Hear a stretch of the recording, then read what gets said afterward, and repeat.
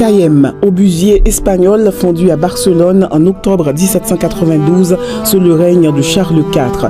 Il a été pris en Catalogne par les Français. Le Défenseur, canon français de calibre 24. Il a été fondu à Strasbourg le 25 février 1758. Les armes du roi de France décorant son renfort ont été effacées par les révolutionnaires français. Canon de bronze fondu en 1742 à l'arsenal de Woolwich en Angleterre. Son renfort est orné des armes de George II, couronné et entouré de l'ordre de la Jarretière, surmonté de la devise « Dieu est mon droit ». Bavaro, numéro 1471, Tripolino, numéro 1473, Romulo, numéro 1535, Scipio, numéro 1538, 4 canons espagnols fondus à l'arsenal de Séville en 1785 et 1786 sous le règne de Charles III. Ils sont coulés en bronze. Comment ces armes à feu, à la pointe de la technologie de l'artillerie lourde du XVIIIe siècle, se sont-elles retrouvées à plus de 7000 km de leur lieu de fabrication dans une forteresse perchée sur une montagne?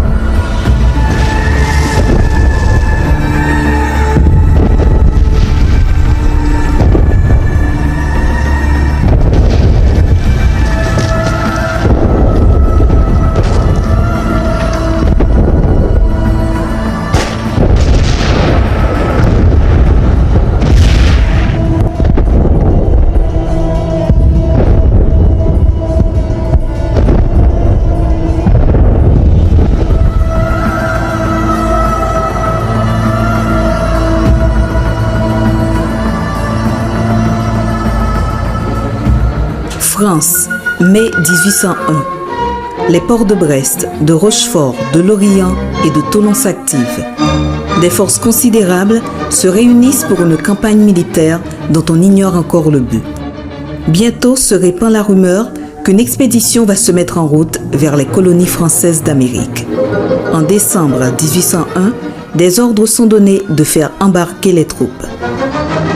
31 000 hommes sont missionnés pour mater ce qu'on croit être une jacquerie d'esclaves contre l'autorité. Napoléon Bonaparte, premier consul de France suite au coup d'État du 18 Brumaire, confie l'expédition de Saint-Domingue au meilleur de ses généraux. La flotte est commandée par les amiraux Louis-Thomas Villaret de Joyeuse et René de la Touche-Tréville. Son beau-frère, Victor Emmanuel Leclerc, commande les troupes. Il est accompagné de son épouse Pauline Bonaparte et de leur fils Dermide, âgé de 4 ans. Après une traversée de l'Atlantique de 7000 km, en février 1802, les troupes parviennent au large de Saint-Domingue, la plus importante et la plus riche colonie française des Amériques. En 1697, par le traité de Ryswick, l'Espagne cède à la France le tiers occidental de sa colonie d'Hispaniola, située dans les Antilles. L'occupation française de cette partie de l'île se caractérise dès lors par une économie de plantation. C'est le système de l'exclusif qui prévaut. La colonie ne peut échanger qu'avec la métropole. Vers le milieu du XVIIIe siècle, Saint-Domingue devient la plus riche et la plus prospère des colonies françaises. Elle produit à elle seule plus de sucre que toutes les colonies anglaises réunies et 40% du café mondial. Régie par le Code noir, une société de caste fortement hiérarchisée est mise en place. La production des denrées et l'immense richesse générée est assurée essentiellement par une main-d'œuvre servile. Au cours du XVIIIe siècle, près de 1 million d'esclaves sont transportés des côtes ouest d'Afrique vers Saint-Domingue par le commerce négrier. Cette main-d'œuvre s'occupe à faire pousser et à transformer la canne à sucre et le café sur de vastes domaines. Propriété des colons, ils travaillent et vivent dans les pires conditions. Un véritable régime de terreur leur est imposé afin de briser toute tentative de résistance et les maintenir dans un état de complète docilité. Les colons frustrés par les restrictions de l'exclusif, les gens de couleur libre bafoués par des règlements discriminatoires et 500 000 esclaves maintenus dans un état de servitude brutale et abjecte précipitent le cours de l'histoire. À la fin du XVIIIe siècle, la colonie de Saint-Domingue est au bord de l'explosion.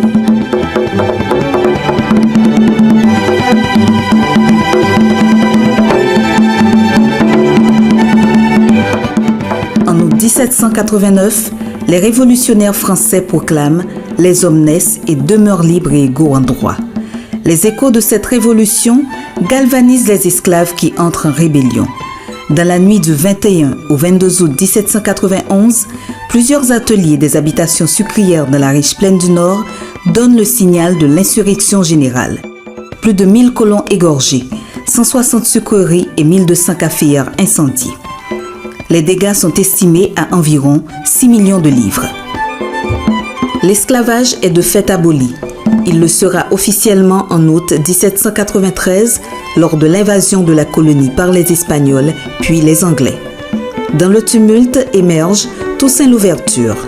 Ancien esclave de l'habitation Bréda, Toussaint rallie très tôt le mouvement insurrectionnel puis il rejoint l'armée française. Son commandement est magistral.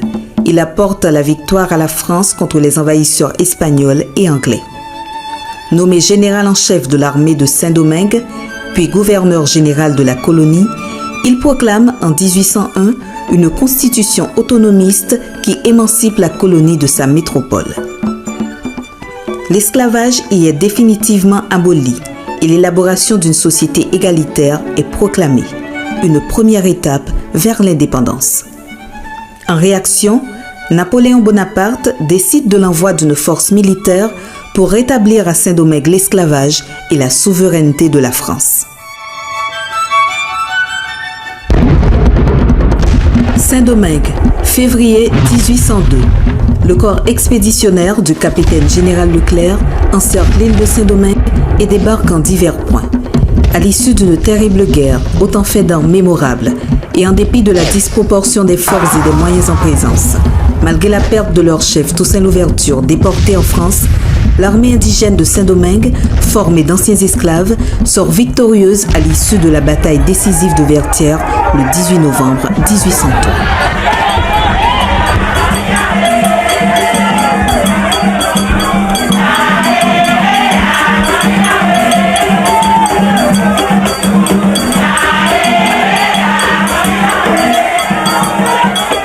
« 1er janvier 1804, une ère nouvelle débute sur l'île de la Caraïbe. Jean-Jacques Dessalines, commandant en chef de l'armée victorieuse, accompagné de ses généraux, proclame l'indépendance. Et, pour bien souligner l'événement et son irréversibilité, il nomme le nouvel État Haïti, nom que lui donnèrent jadis les Taïnos, les premiers habitants de l'île. Au lendemain de l'indépendance, les Haïtiens font face à de nouveaux défis. Créer un nouvel ordre social, créer un nouveau système économique, créer un État. Un retour des Français est à craindre. Un train de mesures est immédiatement pris en cas d'attaque. Éloigner la population des côtes. Au moindre signal d'alarme, les villes disparaissent et la nation est debout. Le siège du commandement de l'armée est transporté à l'intérieur des terres, à Marchand, la capitale du nouvel État. Avril 1804. Dessalines commande à ses généraux divisionnaires l'édification d'ouvrages fortifiés au sommet de montagnes les plus hautes, surplombant les voies menant à l'intérieur des terres. Entreprise immense, visant à borner le territoire nouvellement conquis. Il fut ainsi édifié un ensemble stratégique de constructions militaires, forts, batteries, redoutes, vigies, postes, guérites. Les forts Bonnet-Carré, Marfranc, Platon, Gary, Les Bois, Campan, Auger, Jacques, Alexandre, Drouet, Delpech, Becquet, Oranger, Bayonnet, Jalousière, Neuf, Dahomey, Culbuté, Décidé, Madame, Innocent, Doco, Fin du monde. Pas moins d'une trentaine d'ouvrages militaires couvriront l'ensemble du territoire. De ces constructions se distingue un ouvrage exceptionnel, la citadelle.